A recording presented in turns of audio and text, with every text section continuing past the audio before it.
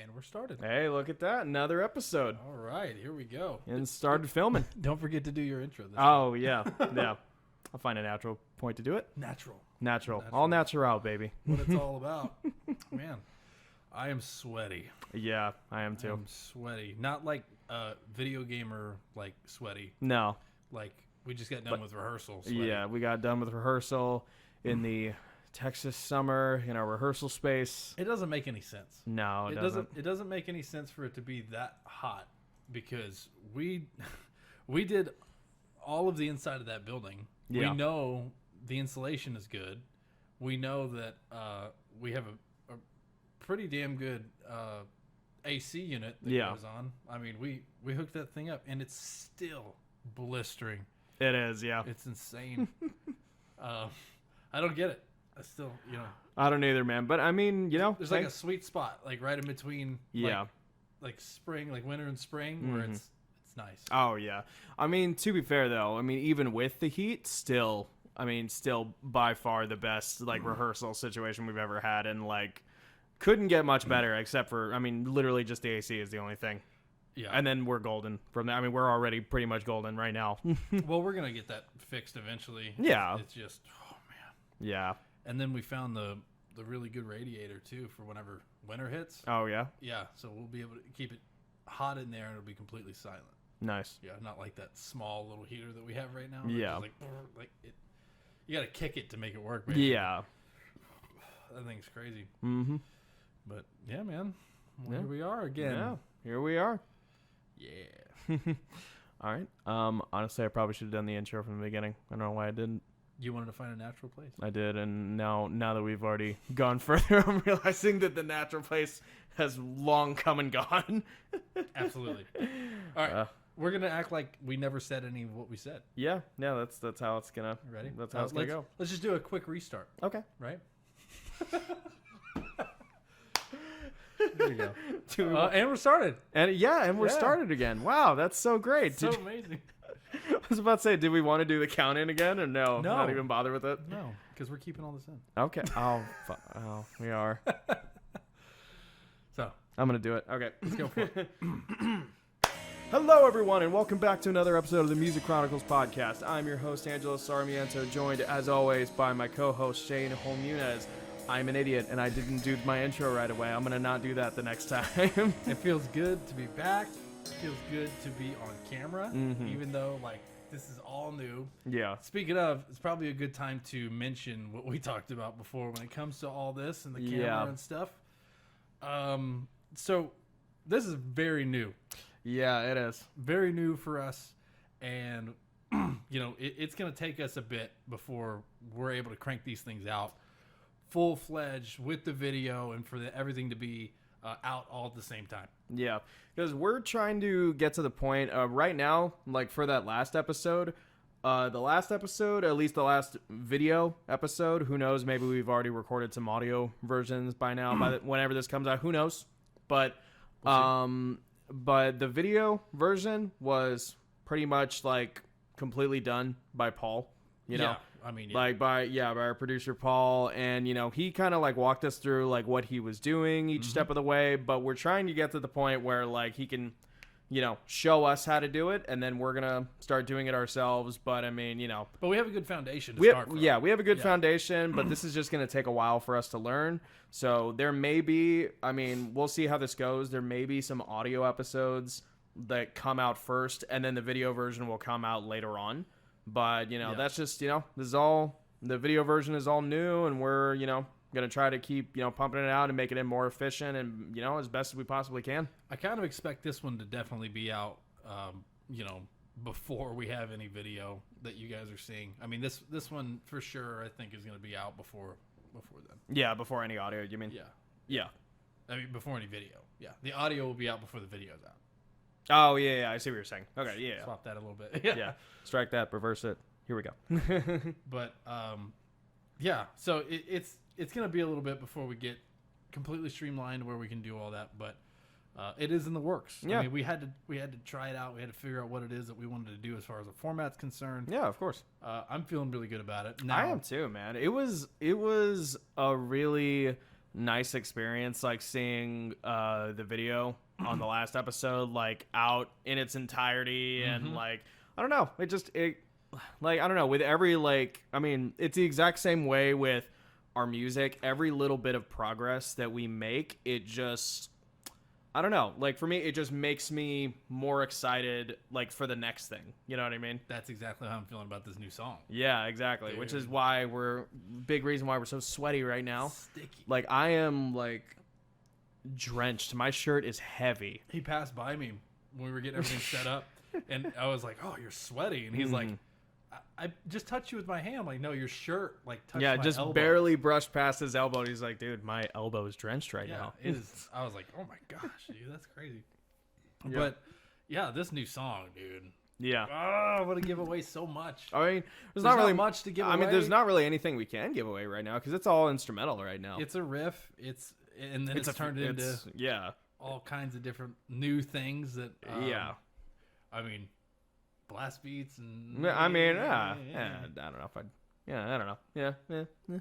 What I heard was definitely you could consider it a blast beat. I guess, but no, I mean that's just one of the best things about like doing this and like being in a band is that just one like riff can just turn into something completely like different, especially when you bring it to everybody else. I'll be honest. That part with like the 12 to 1 to 13 to 1 or whatever, I was not expecting that to stick. Yeah. I was just messing around with something and then it just happened to stick. Right, yeah. And, we struggled to find anything we liked for a chorus. Mm-hmm. And all of a sudden it just comes out. Oh, yeah. It just comes out. It's natural. It just happens. Mm-hmm. I can't wait to see what else happens with this. And then, of course, like you said, this snowballs into like, oh, wow, I can't wait for the next project or the next project.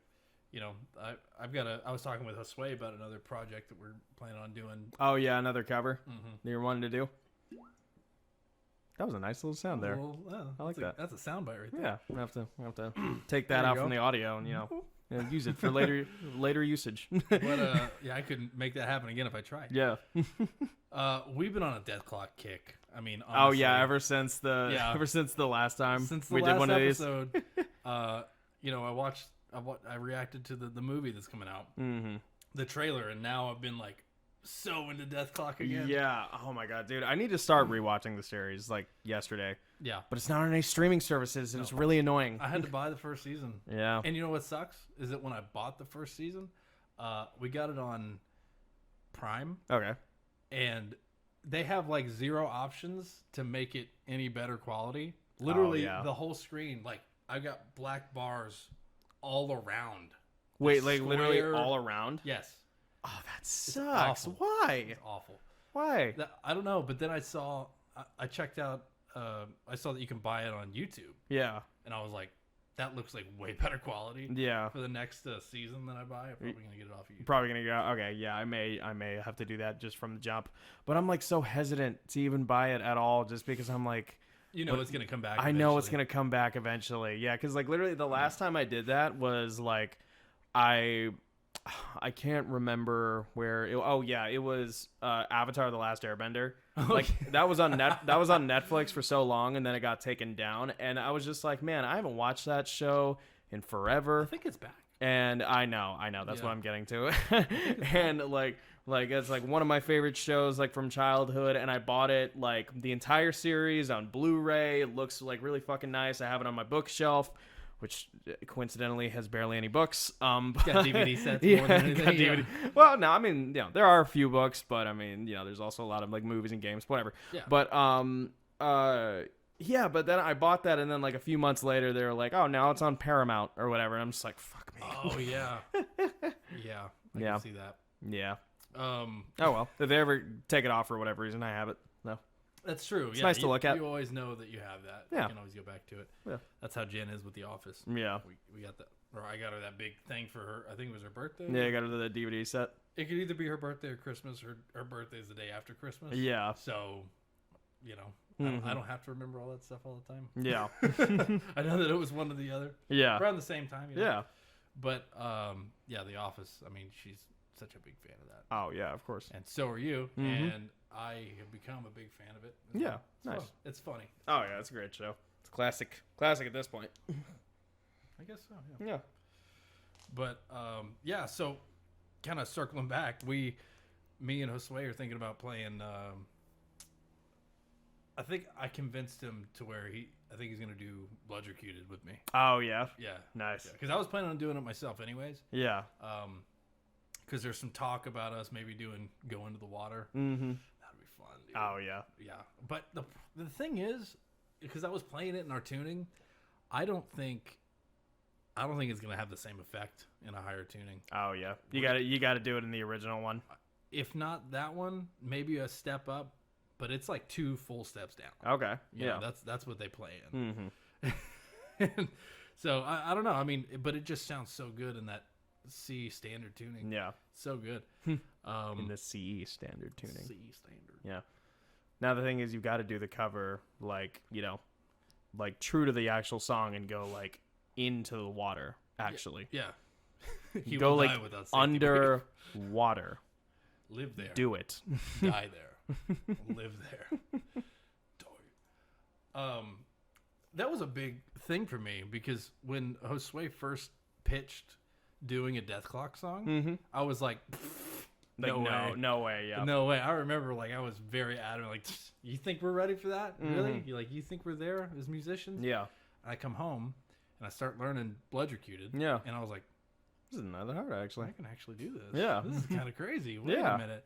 And it just like opened up this whole, I don't know, like this nostalgic door Yeah. to my childhood of Mhm. just like, this is what I grew up on. Yeah. This is, Like fuck, I can actually play this. it's incredible that I Yeah. can play this. Like I thought, like I've always looked at Swissgar as like, there's no better guitar player ever. Right, Ever. yeah. You know, of course, that's the way he's portrayed in the show. That's what Right, you're yeah. supposed to think. But I really thought that, man. As Right, a kid. yeah. Like I was like, oh, this band is bigger than life. Mm-hmm. And then I start playing Bloodrecuted, and I was like, this is not that hard. Yeah. It's not that it's not technical or complicated Mhm. or very well written, Yeah. but as a guitar player now, I can do it. Yeah. And that was just Like you finally gotten to the point where like I can actually do this. yeah. I did the solo, and I was like, I'm doing a Swissgar Squig solo right now. Yeah, Like, yeah. Are you kidding me? That's not me. Never. Like, Right, yeah. I never thought that was gonna happen, and now I don't know. It's just a big deal, and I think I can speak for Josue on that too. I mean, he grew up with the same thing, probably idolizing the same guitar player, Yeah. and I know that, you know, we're gonna get together. We're gonna figure out whether we're gonna get like backing track drums for it. Mm-hmm. There's not really many good backing track drums for that. Well, I song. mean, you know, if you need, I don't mind fucking, recording that as well if you're not able to find like, hey, I'd prefer to do that at the end of the day. Okay. Well, yeah. I mean, we could do. I'll learn the song. We could do a straight up full band. Yeah. Just as long as it's not one of their like, because the thing is like, with Death Clock, it's like that, like there are legit like songs of theirs that like, at least right now, I'm like, I can't play that. The drums are nuts. Just because of like all the fucking blast beats and like shit that I'm not comfortable with, Yeah. like at all. Well, that's the thing, is I learned these songs mostly because I know I'm not comfortable with them. Yeah. That's- I totally get that. Yeah, I totally get that. That's one of the things. Whenever I'm practicing and playing at home, it's like, all right, what's a skill I want to learn? What do I want to get better at? Mm-hmm. And like shreddy solos, I'm just now like this year is like that was my New Year's resolution, was to get better at shredding. Right. And so I'm pushing myself into things that I'm not comfortable with. Yeah. I mean, especially when I heard that solo. I mean, it's not, when you listen to it, it's not that complicated. But there's this like chromatic like movement that happens in it that just sounds so shreddy and just so different. And then Yeah. I'm finding ways to do it, and I'm finding, it might not be the way he does it, but it's the way I'm able to make it, like pull it off, and yet at the same time make it sound like me. I Yeah, don't know, yeah. It definitely, it's fun to push yourself into those positions. That's why I was super excited to see you doing a little bit of blast beat stuff tonight. Yeah. It was cool. Yeah. Yeah, it's something that I don't really ever like, do very often. I mean, hell, I wouldn't even really consider it a blast beat, but I mean, the kind of closest I feel I've come to that sort of feeling is like maybe Rotten to the Core, you know? Oh, yeah, just the because tuka, because to me that's not even really a blast beat. That's more of like it's almost like thrash metal kind of drumming, which is something that I'm not used to like at all. No. Like sort of that old school like, you know, like 80s Metallica like, you know, kind of style. Yeah. Yeah. Like a lot of shit where the snare is just pretty much all on the upbeat, like pretty much. Dude, and I'm finding, and maybe it's just because I've listened to more Death Clock stuff and, you know, like Cattle Decapitation and different heavier bands. Yeah. But that extra bit of snare, like that's, I think, why I really like Slipknot. Joey Jordison. Oh, yeah. Just always on that snare, and he hit the Oh, yeah, dude, for real. It's so good. and it just adds this, you know, it makes songs sound faster than they really are. Oh, yeah, for sure. Man. But, you know, the other thing is a lot of those drummers that do a lot of that stuff, they have a hard time going into like a groove or like going into, because they're so proficient in their, you know, the thing that they've chosen. Yeah. That when it comes to like turn it into like a groove beat or something like that, they are finding themselves struggling with that. Yeah. So it just depends on, you know, what you've spent most of your time on. Oh, really. sure, yeah. You know, Joey was definitely one of the ones who definitely could though, because it's yeah. like you hear a lot of Slipknot songs like fucking Psychosocial. Like if you listen to the drums, it's like there's nothing really that complicated there, but then you take that and you listen to song like Eyeless, where it's just a whole big section of that is just a huge fucking drum solo, and it's just like or Sick. Yeah. Oh my god. I mean, if you want to talk about like just like look up like there like look up a video of like there's this video of Joey Jordison just like warming up before they do I think I know the video. before they record, and he's literally just fucking around, but he seamlessly goes in between like, you know, grooving and blasting, and all of it just sounds so musical. What is it? It's oh god, I don't know the name of the video. Hold on. Just maybe Joey Jordison jamming, maybe? I don't know. It's been a while. I can't remember the exact name of the video. Drum solo? Would it be No, because it's drum not solo a in the show. studio? I think so. Yeah, It's like 8 years ago. I think so. It's a 2 minute and 13 video. Yeah, it's not very long. Yeah. Let me see. Is there a way you can turn the laptop? I think this is the right video. Yeah, that looks like the right one.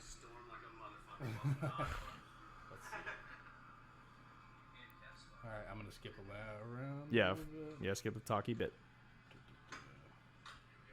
Keep walking in. I am skipping to 55 seconds. Okay. Let's see. He's putting headphones on, sitting down. Oh man, it sucks he died. Dude. I know.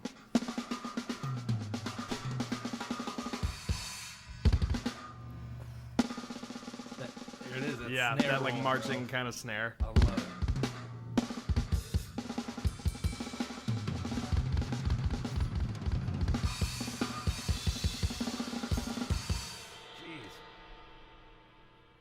Jeez. It's such subtle little movements too.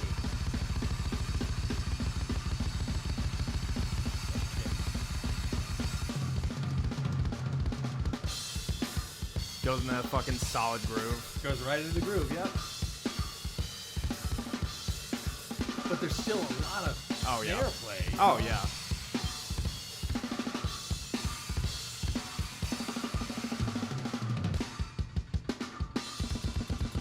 There it Just right is, into those yeah. blasts, like oh my god, so sick.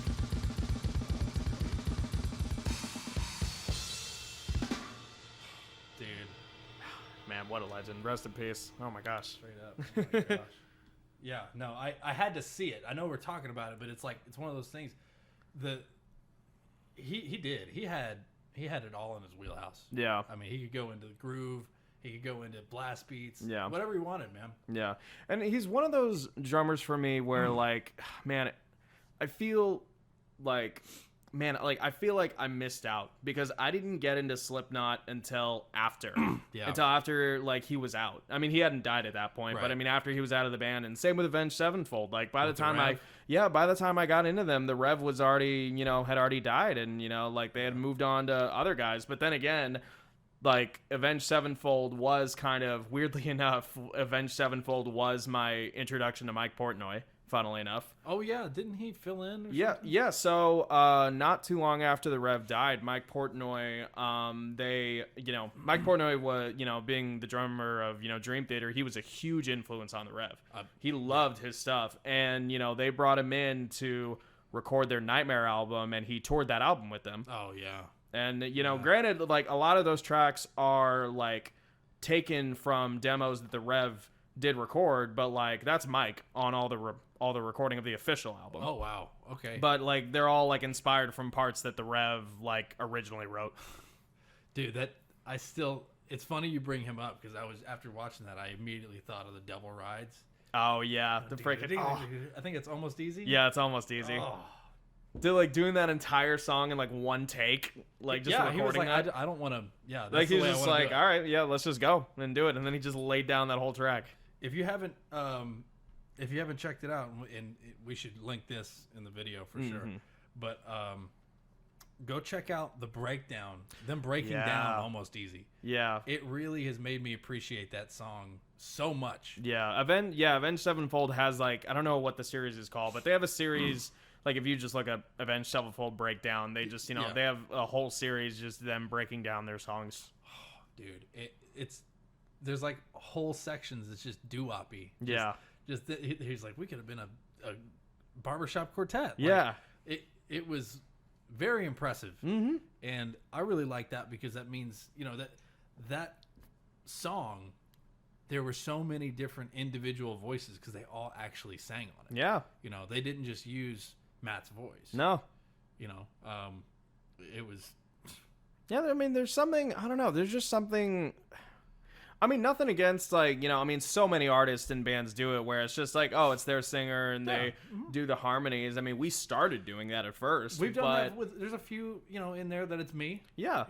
But I mean, there's just not all of them. Yeah, there's just something really nice about knowing that, multiple voices were part of this and then that can be recreated live. You know what I mean? Well, like whenever we do Her. Yeah. I mean, you did that on Her. And, I still, every time that I listen to that, we get to those harmony parts. I'm just like, damn, Angelo did that. Like, that's cool. Like you, and then you've kind of been messing around with stuff with starting over. Yeah, I've been trying to do some of those harmonies that are in there. It's something that I am not. It's something that I'm still very much getting comfortable with. It's tough to sing and play an instrument. Yeah, well, and it's also, it's also for me just like singing in front of people is still is still a struggle for me just because I'm not used to it. I don't think of myself as a singer in the slightest. I'm a drummer through and through. But I think that well, that's how it was when I first started. Yeah, no, I know. Yeah. And then, after a few years of, doing it, you just kind of get used to it. Mm-hmm. Now that doesn't mean that I am not nervous when I get up there and I'm singing, still doing all kinds of different, vocal warm-ups and stuff on the way to the gig. Yeah. And I'm still trying to, like I don't drink Gatorade. Like that's my thing. Yeah, because that like gunks up your throat. It messes me up. And there's a lot of people that it wouldn't affect at all. Mm-hmm. But you start to learn your instrument. You start to learn what messes you up and what doesn't. Right, yeah. I know for a long time I could almost never get through a recording session without that Singer's Saving Grace. The like spray. Yeah. I think it was more placebo than anything. Like because I don't ever touch that stuff anymore. Yeah. But hey, I mean, it helped at the time. Yeah. Recording the demos and recording a lot of like the single stuff that we did. Yeah. I use the crap out of that stuff. But now when it comes to, I just need some water and I'm good to go. Right. But yeah, I can't do Gatorades. There's a lot of foods I won't eat beforehand. Mm-hmm. But that just comes with learning how your voice works. Yeah. God, I don't even know how we got on this topic, to be quite honest. That's fine. It's okay. Well, I mean, it really came from, talking about you guys singing. Oh, and yeah, stuff yeah. But yeah, I'm ready to hear that live. It's gonna be really good. Yeah, and it'll happen. It'll happen soon. The next time we play, starting over at one of our shows. We're not doing it for this next set, but I mean, who knows? We'll see. Well, our goal for this set was basically to just stay as heavy as possible. Oh yeah, sure.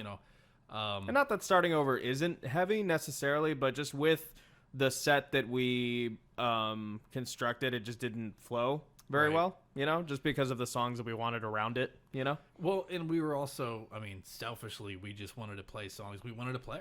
Yeah. Sometimes that happens, and I mean, we just dropped an album. We need to be playing those songs from that album we do. more. I mean, let's just be honest. Yeah, we do. We're only playing One at least song from the album.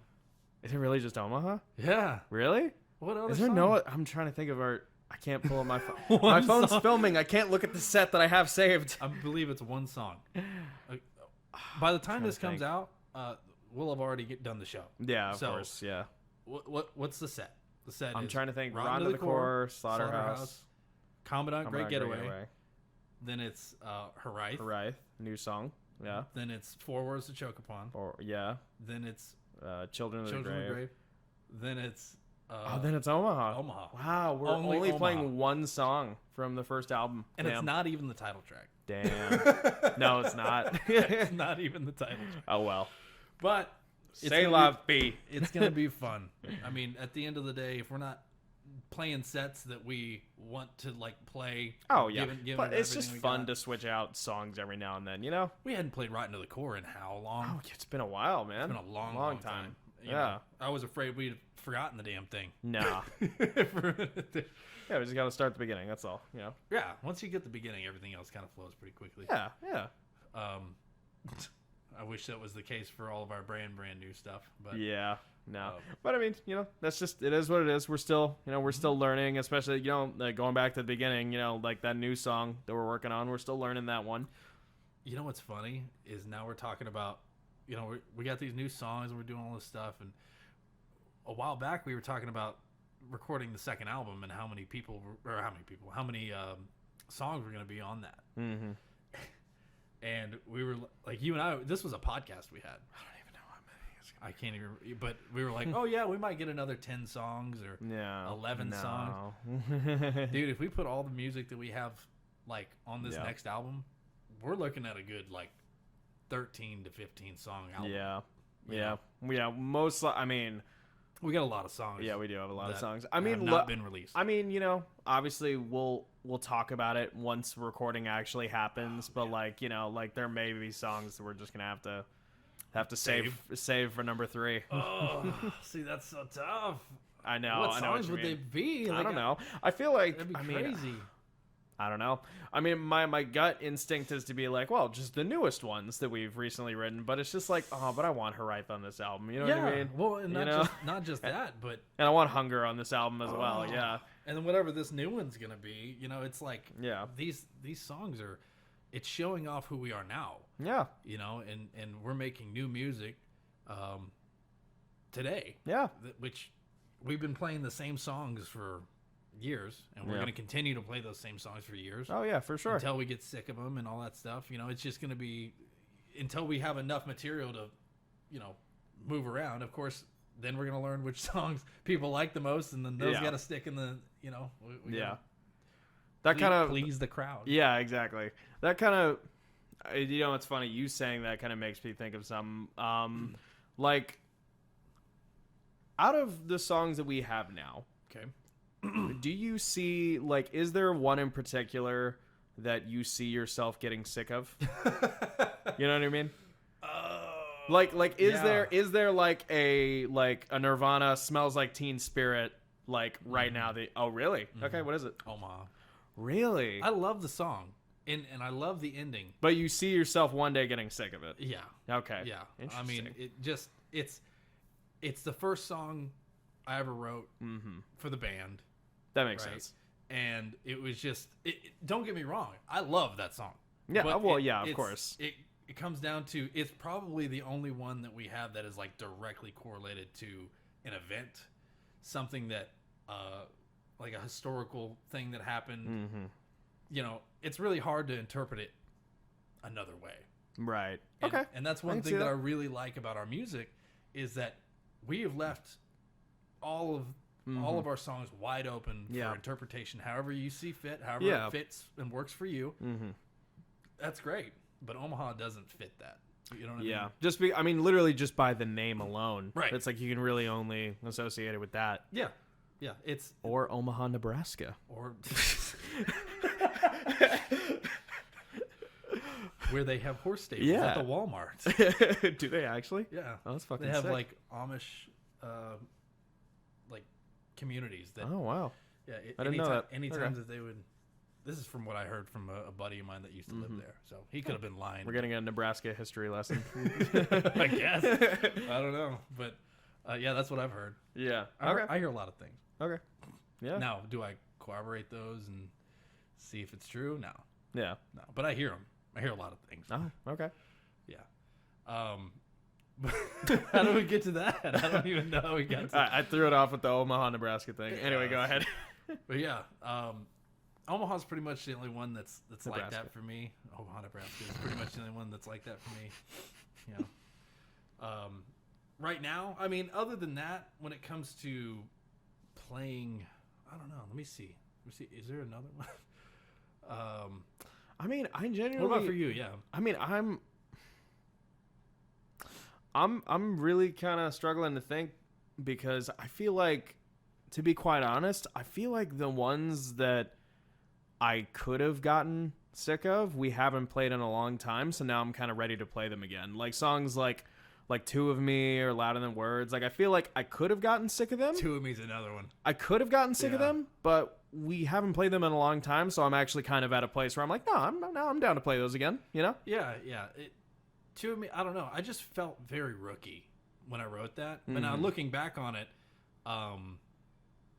it's not as rookie as I make it out to be. Like there's some cool harmonies that happen with the guitars and different things like that that I'm still really proud of. Right, yeah. But that solo for me was just like I love that solo actually. It's a good solo, Yeah. but it was also like when we wrote it, I was the lead player. Yeah. Right? Yeah. And so it's just weird kind of going back into that mindset whenever we wrote it. Yeah. To nowadays where you know, it's just no, I can totally see that. I can absolutely see that from your perspective, but for me that's what makes it so like cool to like play it and interesting, because it's cool like that we can stretch ourselves in that way. Like even though maybe we want to but we want to only create things that are related to the skill set that we have now, but it's cool to like go back a bit and like, you know, try to utilize the skills that we kind of relied on back then. You know what I mean? I was thinking about that when we were playing, like almost that exactly. When we were playing tonight, we were playing Great Getaway. Yeah. You know, it was simpler times back then when we were writing riffs. I get what you mean. Yeah. Like that was good enough for me back then. And I was like, okay, like, but it still holds up. It's still good. Yeah, I feel the exact same way. I mean, about not even that part of Great Getaway, but for me, it's the verses that. I don't know. To me, that's very simple, and it's like I don't think I would choose to do that now. No, we would try and overcomplicate it. Yeah, and that's but that's the beauty of it. It's a very simple drum beat, just boop boop da do do da do do da, and then I'd throw in a little double kick at the very end just to spice it up a little bit. Yeah, but that was our skill set back then, and you know when we play those at shows, that's all I can think about though is like how that was. How much different our skill set is now. I'm not saying we're great, like amazing players now. No, but we're we've a lot better than we were. Yeah, I think that's fair to say. I mean, we've improved over time. I mean, shit, I hope we've improved over time. Otherwise, we're doing. Yeah, exactly. We're doing something wrong. We haven't at least improved a little bit, you know? And so I remember back in the day, like it was super hard for us to find harmony. Yeah. You know, it was super hard for us to like find anything that really meshed right off the bat. It took us days to write songs. I mean, now, today, we basically wrote majority of the music for this new song. Yeah. You know, as far as a lot of the I mean, main pieces are at least like a decent chunk of the song. Yeah. You know, we've got the instrumentals for. Yeah. And we're not just like, okay, this works, let's move on. Like, we are dissecting everything now. Yeah. Like, the way we write is a lot different than it used to be. Oh, yeah. I mean, I don't know if you've noticed that, but we take a lot more time on small parts. I mean, it's something that I haven't really like thought about, but like, no, we definitely have, and like, I don't, I get what you mean. Yeah, we're still like for our old stuff, we're still adding things. Oh, you know? yeah. And I'm not saying that we're not going to add things, you know, later on with these songs. That's going to naturally happen. Yeah. But we're finding that, you know, the fluidity can come out while we play it. Yeah. And I mean, I felt that way. I mean, granted, this was in more of a studio sense, but I felt that way about Tritamos, because there was a lot of sections in there where I'm just like, I'm not feeling this anymore. But then, you know, you and I spent some time in the studio and really fucking like fine tune those parts, and now I'm just like, yes, that's like this is what I always wanted to hear out of the song.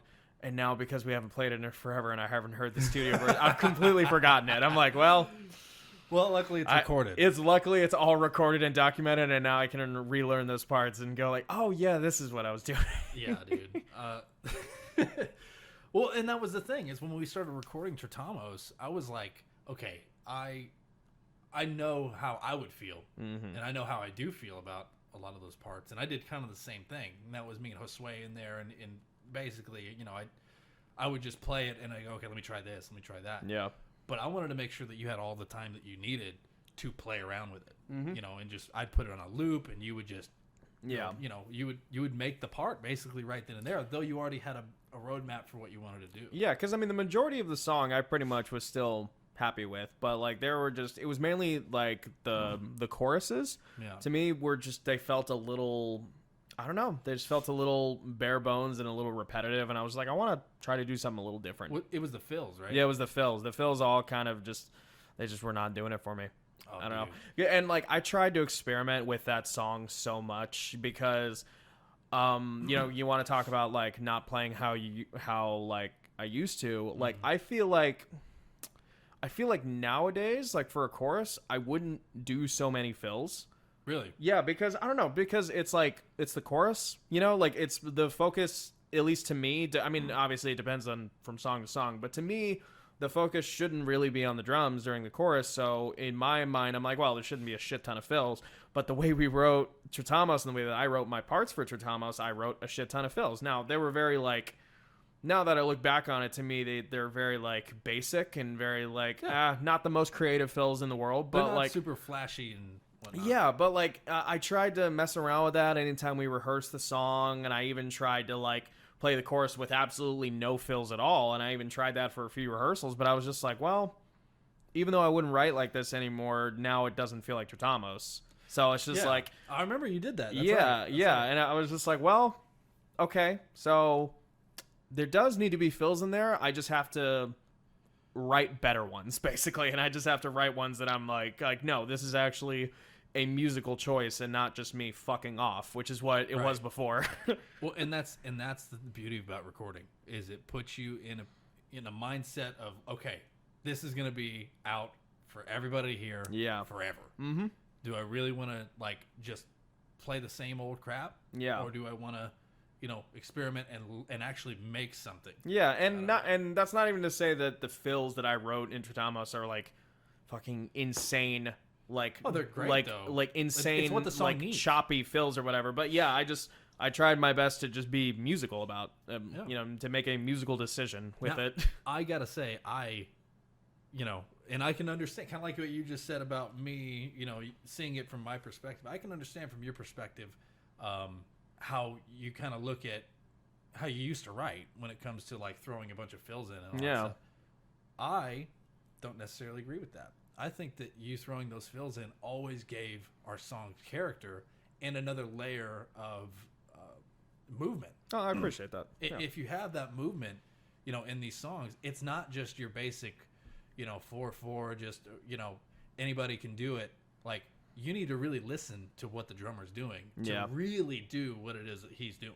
Yeah. You know, even if they are simple fills, it becomes a part of the song. It becomes like that is, you know, that's part of the life of the song. Yeah.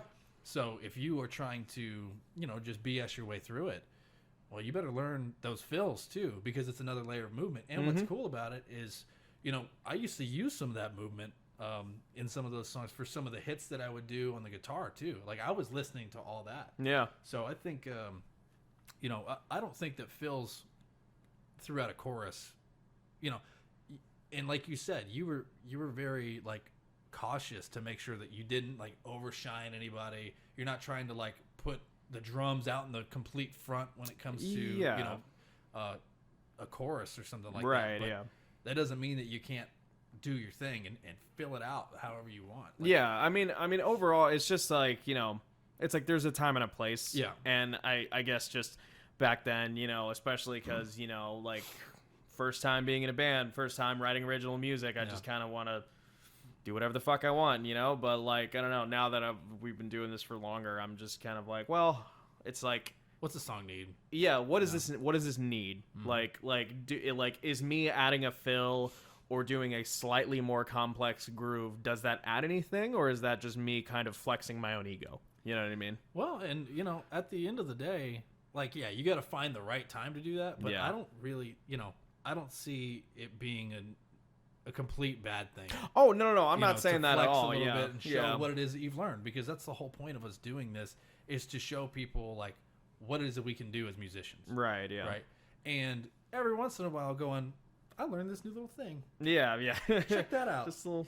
I'm gonna try it here, and I'm gonna make it work once, and then you might hear it 3 or 4 songs down the line, and then Yeah. I might start doing it more regularly. But you know, that's, you gotta try those things, or else you don't get good songs. Oh, for sure. Yeah. You know, yeah, that's well. And then you think about like Haraith, like the beginning of Haraith.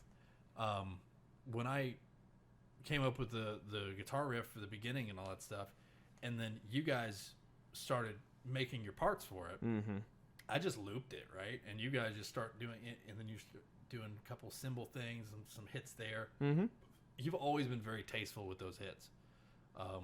Anytime we're doing like a slow song or something like that, you never like overdo it, you never underdo it. It's just right. It's just what the song needs. Oh, thanks, man. And you know, it's the same way with Haraith. You know how you guys come in, you let Josue kind of do his thing, and Yeah. oh, those solos that he makes, like, Oh yeah. they're so different than what I would do, and that's why I love them so much. Yeah. You know what I mean? Like, I can't think like Josue can when it comes to the way he solos. His mind is like on a different mode than mine. I do like a lot of really traditional, you know, this is what you would probably expect to hear. And Josue does the stuff that you're not necessarily expecting to hear, but yet all fits in a way it's got these awesome overtones. Like, I don't know how to describe it. Yeah. Just over the years of watching him, Yeah. you can see like the way he writes solos and comes up with things is just different than other guitar players. Well, I mean, and I mean, well, first off, I completely agree with what you're saying, but Yeah. like, also, I don't really necessarily. I mean, you know, I'm biased, obviously, but like, I don't really necessarily think that your solos are like what anybody would expect. You know what I mean? In like a metal song. I mean, maybe you Maybe feel a that. metal Maybe, song, okay. maybe you feel that way, but I don't know. To me, it's okay. I mean, look, obviously, I'm biased as hell, and I love the way that everybody in this band like plays and like Right. brings our shit together. But like, I genuinely don't like hear guitarists like you. You know what I mean? Like, I genuinely don't. You have your own voice, and we all do. I mean, Right. like, there are certain moments where like you can kind of pick out like influences. Right. But to me, that's different. That's not like yeah, of course, this is what you would do for this style of song. To me, it's just like, no, this is what Shane's doing, because this is what he feels is like, you know, is best for the song. You know? Okay, that's cool. I always find myself very predictable, but then again, I'm also the one writing. Yeah. I mean, Yeah. Yeah. I mean, the thing is, That's one way to look at the it. thing is, so do I with my Yeah. parts. Yeah. like I try to combat that as often as I can, but then I also have to remind myself, it's like, well, maybe don't try so hard to not be predictable and just write. You know what I mean? Well, that's what happened today when it came to writing this new song, right?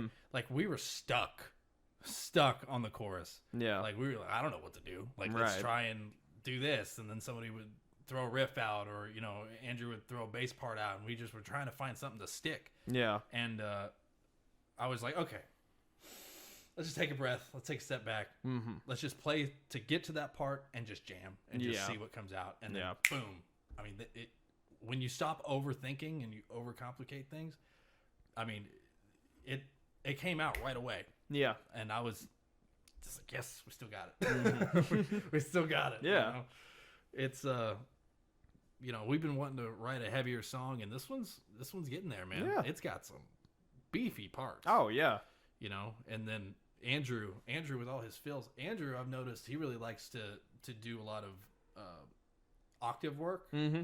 So like you'll hear like a low note on the bass, and all of a sudden you'll hear that same note, but it's in a higher. He's got 6 strings. Yeah. I mean, he utilizes the hell out of all 6 of those things. Yeah. Even that low. I mean, yeah, that bass isn't just like it's not. it isn't just look at me. I've got. It's not a novelty. No, it's not a novelty. Like he he plays a 6-string because that's what Andrew plays. He needs 6 strings. Yeah, I mean he only goes down to a 5 for acoustic shows. Think about that. He doesn't go down to 4. He only goes down to 5 for acoustic gigs. Yeah, that's funny. Any other time, 6. He's a 6-string bass player because that's Andrew. Yeah, and but it's crazy to be able to watch that and see how his brain kind of works when it comes to music, and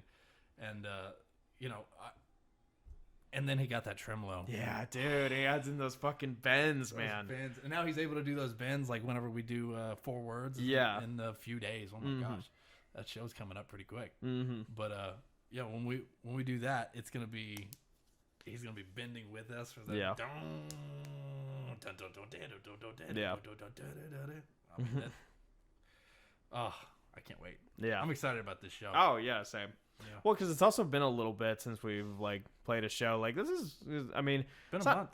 Yeah, close to. Yeah, which for us is like a pretty huge gap because we usually we're at minimum playing a show every 2 weeks, minimum. Yeah, I mean it was nuts to kind of have, I say, the little bit of time off, but it wasn't really. I mean, we still rehearsed the same amount. Yeah, we still rehearse as if we have a show every week. Yeah, and then we write songs, do podcast shit. We're always fucking busy. We're always hanging out. Yeah, doing something. Yeah, we tried to get Josue, and I couldn't guilt him hard enough. Yeah, so. You failed. I failed. I failed, Josue. You gotta get on, man. Yeah, gotta get on, man. Gotta get on. But then again, I don't know how we're gonna film him, or where we're gonna put him on the screen. We'll figure it out. No, we'll put him in the middle the whole time. Yeah, why not? That's fine. Yeah, you can do that. You get the big screen. Yeah, he gets the big boy screen. Which side? The right here. The screen. Here we go. With that crap again. Yeah.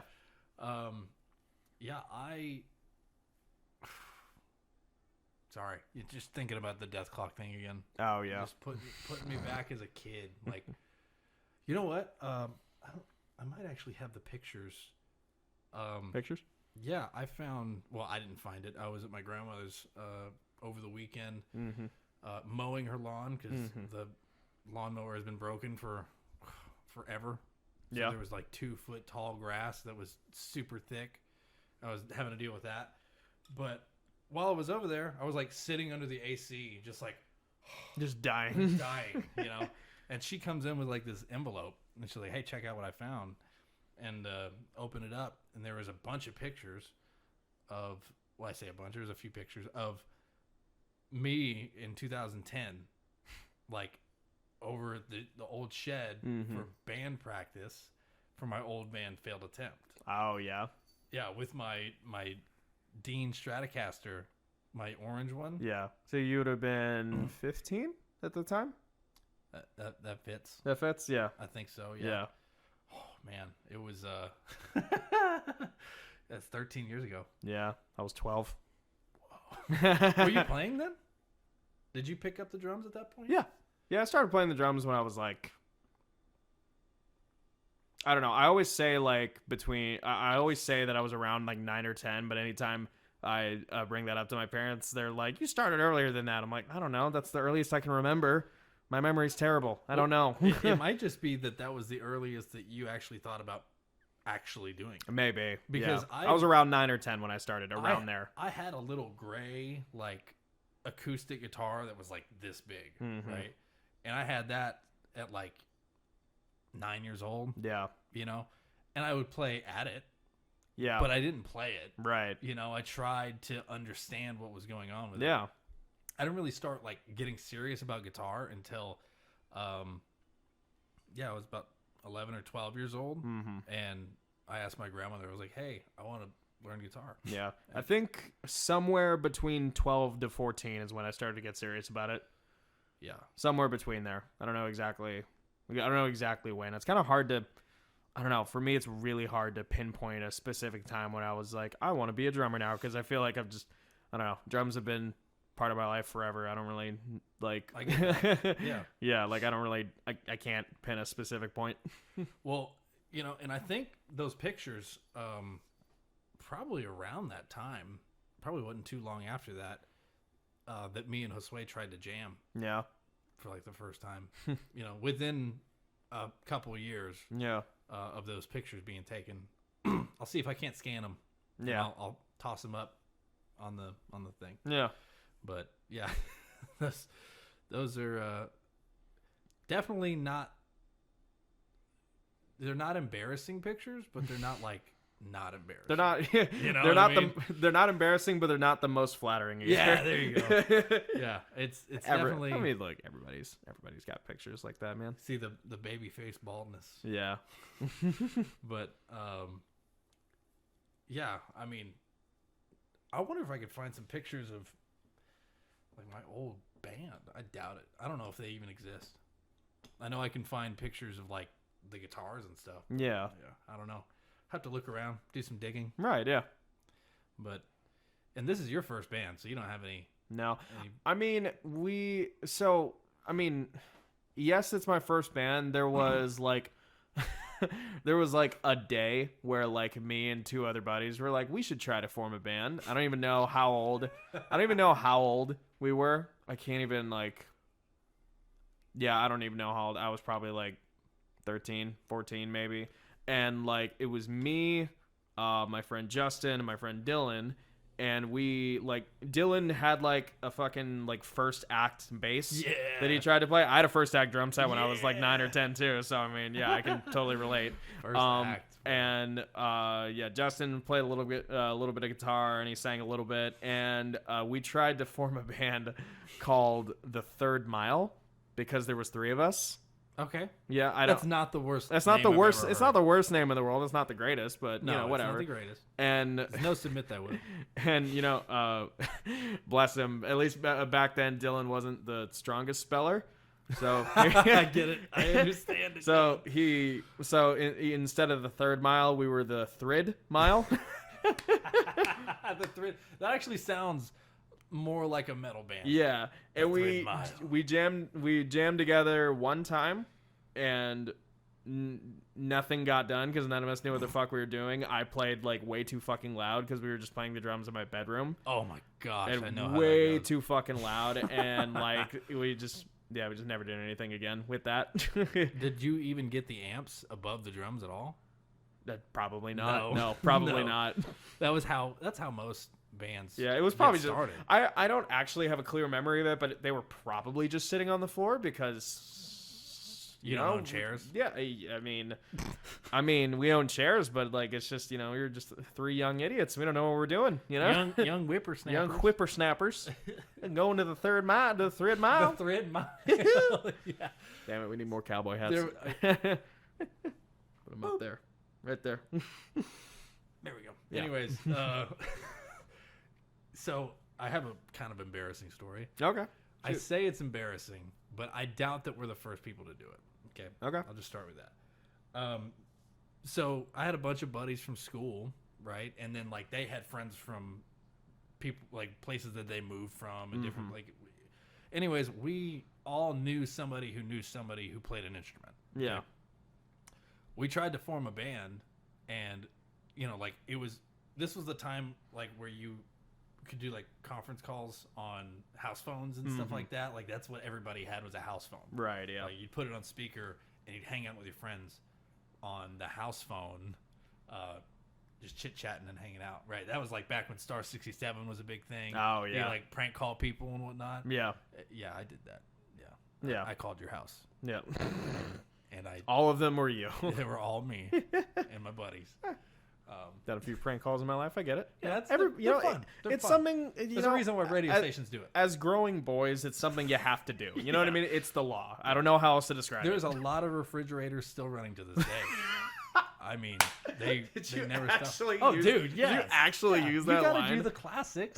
Yeah, it's like being a balloon artist and not doing a dog. Yeah, I don't want to throw you off. Like, I'm just gonna like real quick. I remember one specific time, like me and a couple of friends. It may have actually been Justin. Now that I'm thinking about it, me and a couple of friends. I'm coming for you, man. Airing all your dirty laundry. Whatever. Hours. Yeah. Hours dirty. Like I remember, like we prank called like GameStop a few times and asked for. Everybody did that. Asked for Call of Booty. Oh yeah. I don't know if I did that specific line, but everybody would call GameStop. Yeah. They hated us. Oh yeah. I hated them. Yeah, it's fine. So that's okay. Anyway, go ahead. What was your thing? So we all would get on the phone and do like a conference call. Yeah. And then we were like, we should practice over the phone. Let me repeat that. We should practice over the phone. We tried, man. Tritamos. No. Tritamos. We tried. It was god awful. I don't know how else to put it. I mean, we didn't have a song. We didn't have. Yeah. Audio quality is going to be dog shit. Everybody's out of sync. Like, it's just like, no. It's exactly what you thought it was. Yeah. It's practicing over a phone. Oh, it was a conference what call. Do we need to, what else do we, I don't even, like, that little short explanation that I just gave, completely unnecessary. It's practicing over a fucking phone. You know not to do this. Yeah. You at home know not to do this. We didn't know that. We were desperate and we wanted to do music. I used to lie about it. I'd be like, yeah, check this out. This is our band. And I'd like play something. They're like, dude, that's not your band. That's not your band at all. Wait. Like I would play like a recording of like a random song, like a Slipknot song. Like, check us out. Yeah. And people were like, "Dude, please stop." Was it actually like a Slipknot song or was it? Oh, dude, and I would also go like I'd hit the button, and then it would play. I think it was. I don't. It could have been. I don't know. It could have been something that obviously wasn't you. It was not us. Right? Yeah, we tried. Yeah, Shocker. I tried. Shocker, dude. I just wanted to be in a band. Yeah. And so like I would like talk to people on the phone and be like, "Oh yeah, guys, yeah, calm down, blah blah blah. We'll get back to it." Like I'd pause the music. yeah, cut, guys, cut. Damn, dude. Yeah, dude. Damn. But I at least was in another band after that. Yeah. That's when we started Failed Attempt. Yeah. And all that stuff. Like I was young, bro. I was like 12. Yeah. I mean, hey, I'll give you this. I'll give you this. You were trying. That's something. Yeah, that's something nobody. That's something nobody can take away from you. Because I mean, other than that one like half-assed attempt, that one failed attempt, that like me and my two buddies made. I mean, I never really tried to form a band after that because I was a very shy kid. Yeah, like dude, tough. I was and I didn't wasn't comfortable reaching out to people that way. There was no way we were ever going to play shows either. Right. Like my first band, like, first of all, we didn't have any songs to really play. Like we would play parts of covers. We would play parts of like original stuff that we tried to make, but never like A to Z. No. I take that back. There was one that was 90% done. Yeah. I can't even say it made it all the way to Z. That's more than half. Yeah, it was. I still know most of it. It's that song that I showed you. Oh my gosh, I can't remember the name right now. But if I picked up my acoustic and I started playing it, I still remember the lyrics and all kinds of stuff. But was it Searching for the Truth? Yeah, because we you got it. Yeah, because we talked about it on another episode of the podcast. Funnily enough, that's so funny. And I remember it. I was like, this conversation feels oddly familiar. Yes, that. Ooh, yeah. Because I almost said Searching Me, and I'm like, that's not the one. That's what Yeah. my mind kept going to that. I'm like, that's our song. That's yeah, not- that's the one that we're actually like finishing right now. but it was almost like a punk song when Yeah. we wrote it. Like Okay. but I also wanted to be in a metal band. Yeah. Right. But that was also the closest thing to a song that we had, and we were gonna play it over at Studio 12, which is now 12th Street Bar. Yeah. Right. Paul owned that facility as far as the business that was there. Yeah. And so we were gonna play. We were like, dude, we have a show. We were excited. We were waiting for my bass player to come. Mm-hmm. He was the last one to make it there. Mm-hmm. Alex was there, and I think Mac was there, Yeah. and then Adam was our bass player. What? I'm starting to kind of remember this story, like where Yeah. he was playing on the box. Yeah. Do you kind of want to? Okay, I mean, just in case nobody heard the other one, I mean, do you want to kind of share that story? Yeah. real quick? So basically, like, yeah, we said that we were gonna be, we had a show and all that stuff. We were all excited. We were telling everybody that we knew about it. Yeah. And I don't remember Mac being there now. Now that I'm thinking about this. Yeah. He either was and he didn't perform, or because I remember it was mostly just me and Adam. Yeah. We had our acoustic guitars, and then Alex was playing the box. He's playing on a box. We had a cardboard box that this is where we were musically. Like, we weren't, Oh, that's fucking great. but we wanted to do it, Mm-hmm. right? We were gonna do whatever it took to be in front of whatever size crowd Yeah. we could be. And so it's always been my dream ever since, I was little. Yeah. And so that's why anytime, like now when we go to like Acadia or something like that, and it just so happens to be a slow night, it's like a Thursday or a Wednesday, who knows? Yeah. And there's really like maybe 5 people at the whole bar. Yeah. And then only 2 of them are really up there watching us at all. Yeah. I don't care. Yeah. I don't care at all. Like I'm giving a show to those 1 or 2 people, Mm-hmm. and that's they're the focus. They're the reason that I'm there, Yeah, man. and so even whatever the small crowd was back then, it was maybe 15 people, which was huge for us. We were like, whoa, Right, there's like yeah. 15 people in this place, right? And they're all kids, and they're all like friends of ours, and we played that song, and people liked it. Like it was like, oh, cool, like it's a put together sort of song, and then we kind of ad-libbed at the end, and that was basically It's a song. I was happy for that, Yeah. because I didn't even know, I didn't know how to write a song. I didn't know. I wrote lyrics, and me and Adam would like throw ideas back and forth. He was probably the most serious, one of the most serious musicians that I ever played with. Yeah. I remember because we would jam a lot. We would just come up with random BS, and we were in the shed that we used to rehearse in. Mm-hmm. I've always basically rehearsed in sheds, and the shed, it's still at my grandparents' house. But if you walk in, there's these beams that like go across the top, like these, like 2x6s or whatever. Yeah. And they're maybe 7 feet up, not quite 8 feet, just like 7 feet up, maybe even 6. I don't know. But I remember Adam was getting into it. He was playing the bass and we were just laying it down and really, and he was one of those jumpers. He liked to jump up and down. Yeah. Boom, and just nailed his head. Fuck, dude. I remember that so vividly because it just went dong in the whole shed shook. And he was like, "Oh, Fuck. yeah." He actually, it's funny. He was our bass player, Oh, rip Adam's skull. right? Oh my gosh. He was our bass player, and he started dating this girl that was also a bass player. Oh, okay. Hina is her name, and I think they got married. Oh, good for them. Yeah, Nice. Yeah. And I knew Hina before I ever knew him, and they like, I didn't even know they started dating. Like all of a sudden, I just see like on Facebook like Hina's with Adam, and I was like, I haven't seen Adam in years. Yeah. Like he used to drive from Madisonville Yeah. to my place in Riverside to do damn. rehearsal. Well, like he was a little older than us. He had a vehicle and stuff like that. Right. He could actually, Yeah. drive. Exactly. But yeah, dude, that song, I'll have to play it sometime. Yeah. I'll have to at least show it off a little bit and just Yeah. like show you where my absolute beginning roots of writing music is. Yeah. I mean, shit, humble beginnings, man. Sure. Yeah, it was fun. I looking back on all that stuff, I get real nostalgic real quick, I guess. Yeah. No, I definitely get it for sure. But yeah, I mean, you started playing with your dad's friend, right? Yeah. Yeah, Dennis. I did. He's been to our shows, right? Yeah, he's been to a that's couple of right. our shows. Yeah, no, Dennis, he's a really freaking talented bass player. He's played in a bunch of different cover bands, and I think he still gigs pretty regularly.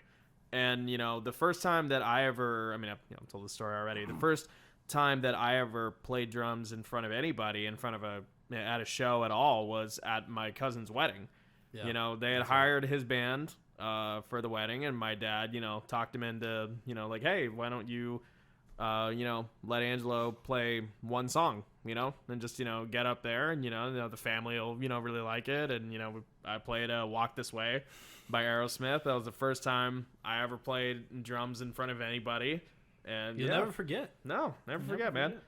I mean, it's a surreal moment, especially when it's something you've always wanted to do. Mm-hmm. But yet, it's pants shitting. Oh, yeah, absolutely. It's scary, dude. I mean, I had already had a little bit, I mean, minuscule experience when it came to playing shows and stuff like that. Like, not really. Like, I had the stuff I've already explained. Yeah. But it wasn't my first time in front of people. But yet I still, like we talked about on the last podcast, I about fainted at the PCFF show. Yeah. Like, I was so nervous. Mm-hmm. Mostly because of how much time and effort and basically blood, sweat, and tears has gone into this music that we play. Yeah. I mean, there was a lot of build-up. There's a lot of build-up. There was a lot of build-up for that show because, I mean... For several reasons. Yeah, for several reasons. Yeah. But, yeah. But it was just I didn't even know how to handle myself. Mm-hmm. I was just like so scared. Yeah. Jeez. That's crazy, man. Yeah. It's crazy to think. And then, this Friday we're going to go and play at a brand new venue. Yeah. And I'm really not that nervous. Yeah, I'm not either. I'm ready to go, man. I'm excited just because it's a new venue. Yeah, it's just a new place. And it's with awesome bands. Yo, yeah, freaking like 10-4 and freaking, oh gosh, who else is there? I'm gonna feel like such an asshole. I can't remember off the top of my head. Rodring. A Good Rodring, We yes. with them. Now, yeah, I think we were supposed to play with Phantom Eye, but something happened at the last yeah, show. we haven't played with them I yet. But I don't think so. yeah, But if I'm wrong, then I'm wrong. yeah.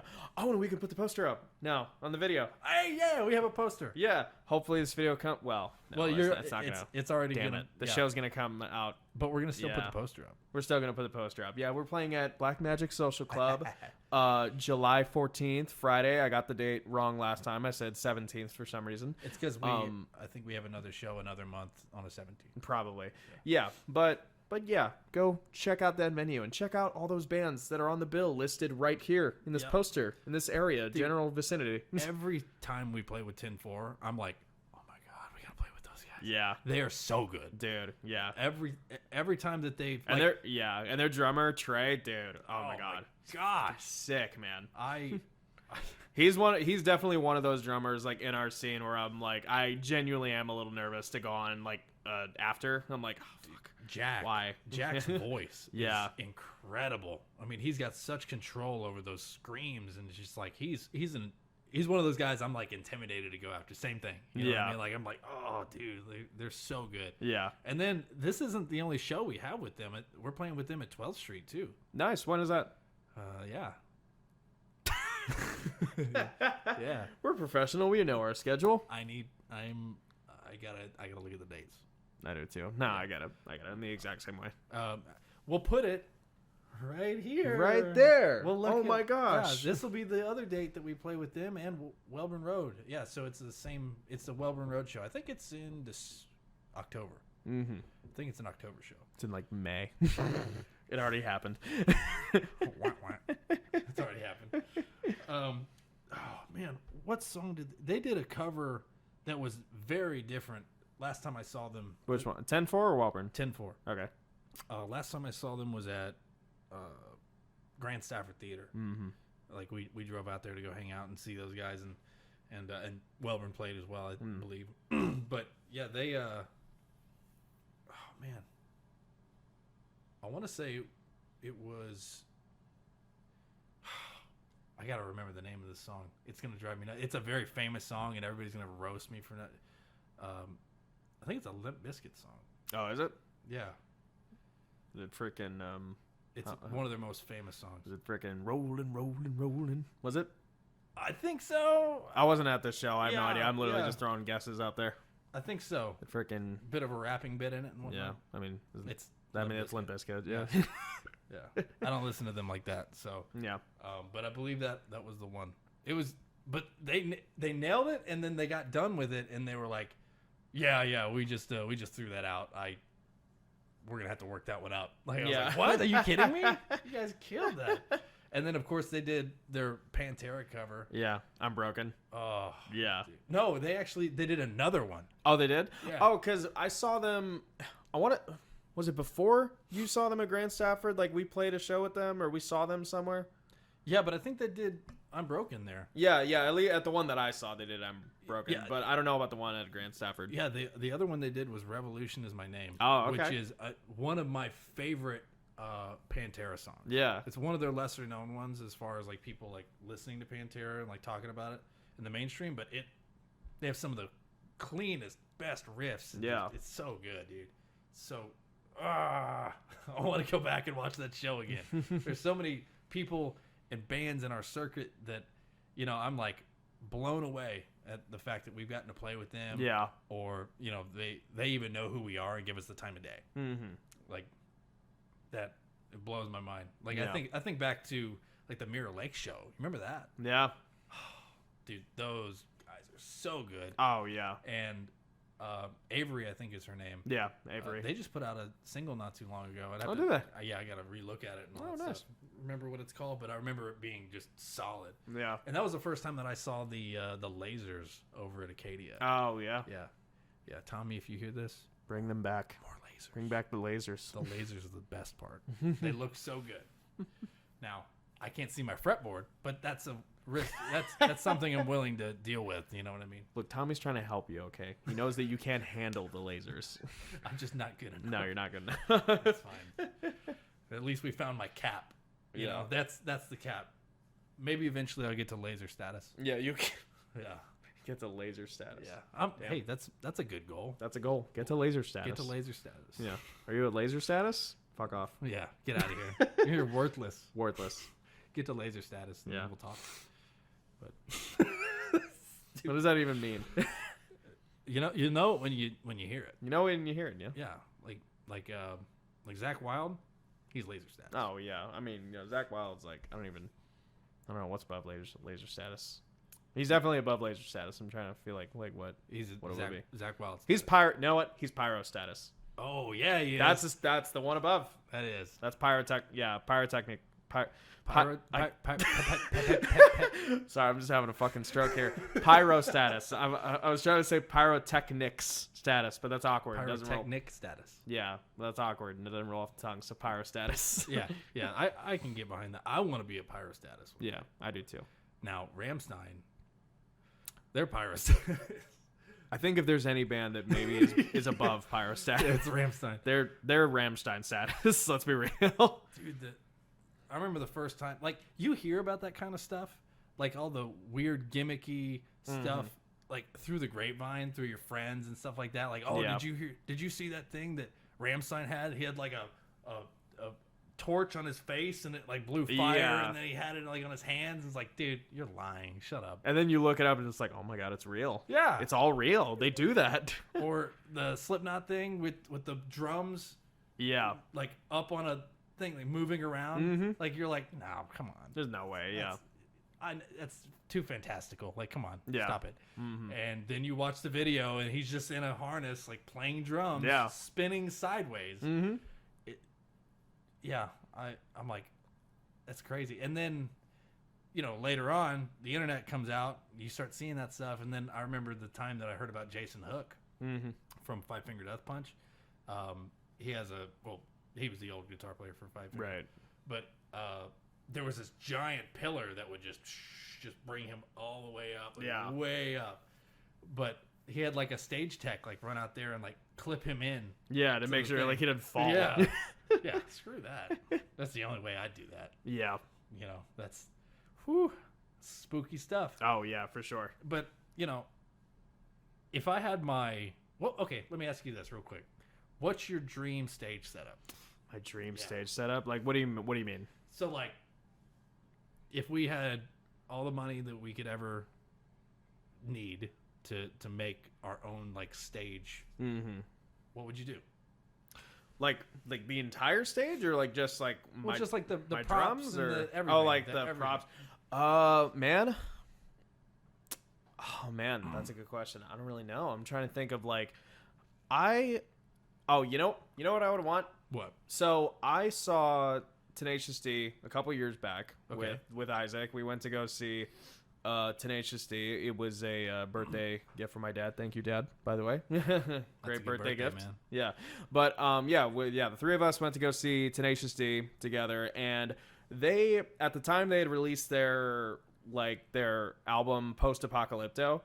And that whole album is basically like a story, and they have like an animated series on YouTube that like follows along with the album. And what they did for the Post Apocalypto part of the set, they literally played the entire album front to back. And they had stage props, and like there was like rockets, and there was like a screen. Like it was literally like a musical theater like play that they were basically performing out with the band on stage, like visible on stage and everything. Wow.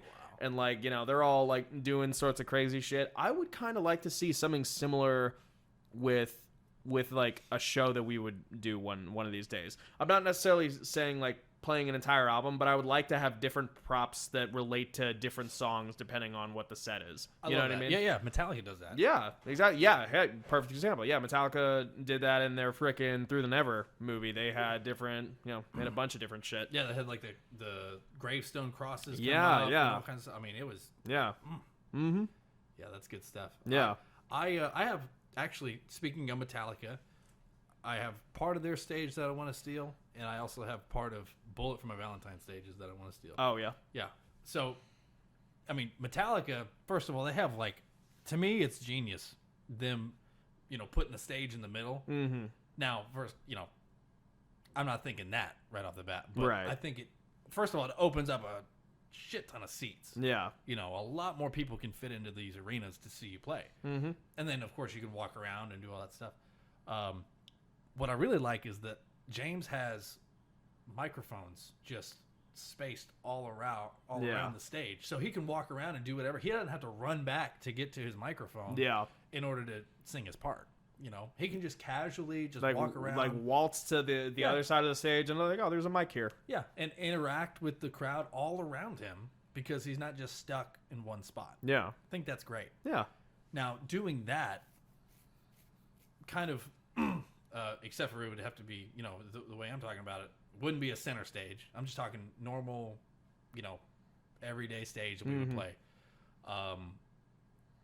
There's, Bullet for My Valentine I don't remember exactly what the album was, whatever it came out with. But there was a point where they were doing a bunch of shows and they were all kind of wearing like, not tuxedos, but like dress clothes. Yeah, like they were all sort of wearing suits. Yeah, kind of. Like vests and vests and ties and shit. Yeah, I get that. And it looked good. I'm not saying we do that, but they have, the stage was set up to where there was another like riser behind the drum set, to where there were stairs. You could like go up the stairs, and he had a microphone above the drums. Oh yeah. So I could stand like above you basically. Yeah. And you would be down right there playing your drums, and have a couple.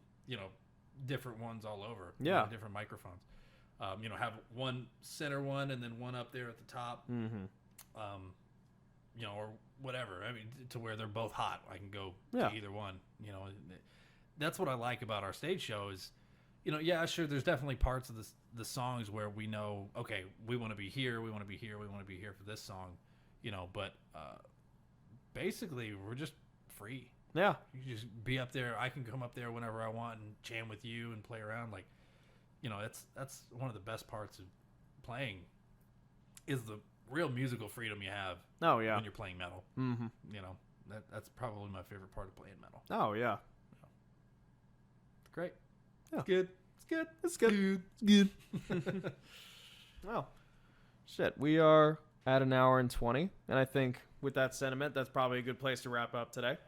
Talk about sentiment. Yeah, this whole thing felt sentimental to me. Yeah, I don't know. A lot of like nostalgia and a lot of just like I don't even know like how to put it into words. You know? Yeah. No, just lots of good vibes, lots of good feelings. Good stuff, man. Yeah, good stuff. Good Good stuff. But yeah, I feel good about that, and you know, hopefully we'll figure out getting a guest on here soon. But we're not gonna kill Right. ourselves for it. Yeah, you know, we'll get a guest on whenever we get a guest on. In the meantime, we'll just be, you know, just chatting away for hopefully your viewing Chit-chatting. or listening pleasure, whichever. Yep. I wish I had a little thing I can make a little. Boop again, Yeah, little. but boop. Yeah, but we that already moment's gone. We have the soundbite. That moment's gone, and now you can be nostalgic one day. And then we got. Oh, do you actually have a Yeah. view of those posters? Oh, nice. You got. I gotta read that. I gotta finish reading it one of these days. You're about to get me on a rant. We're going for another whole 2 more hours. Get on it. Read it. I want to talk more. I read the about Black Swordsman arc. I read the first arc. it. It is great.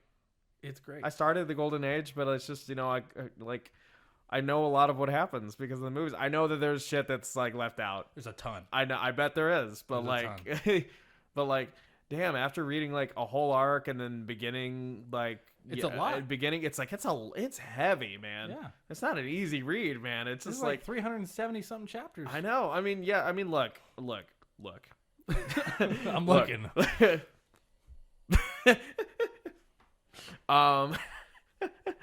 Look, I mean, people may look at it on face value and be like, "Oh, it's a what the fuck." I hurt my head. Okay, Yeah, continue. yeah. People may look at it on face value and be like, "Oh, it's not like a book. It's it's a manga. It's sort of like a comic book." You don't know what you're talking about. It's a lot of chapters, and it's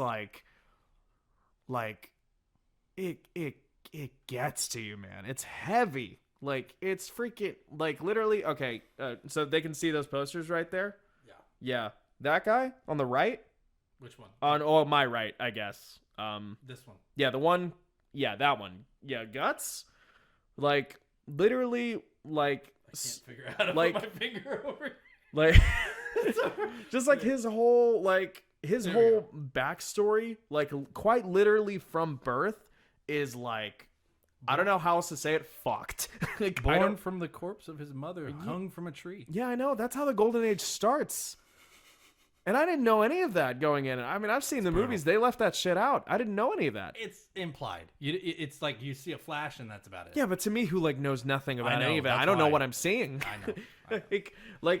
And the Black Swordsman arc is already so freaking it is already, there's a lot to it. I don't even know how to begin to even get into it. There's a lot to it, but then it's all right, well, I finished that. Now we're ready to start the next one. It starts like that. I'm I need a break. I need a breather for a while. Well, how long has it been since you read the manga? I don't know, probably a month. I don't know. That's a breather, Dude, bro. it's a lot, man. That's a breather. It's a lot. And also it's because I know that there's so many chapters and that it's very long. It's intimidating just because of how long it You is. just can't think about it. You just got to go into it, read it, and then just don't. I stopped looking at chapter numbers a long time ago. Yeah.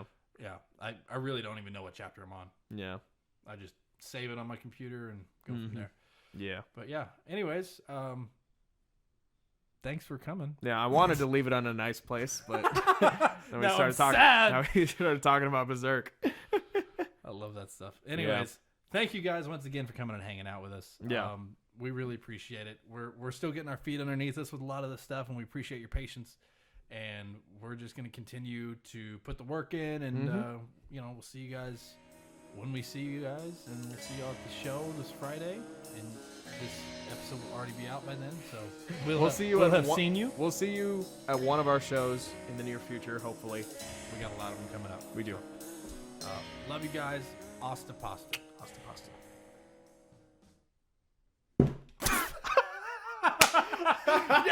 I'm leaving that in. Yeah. We're leaving that in. I tried to stop the video.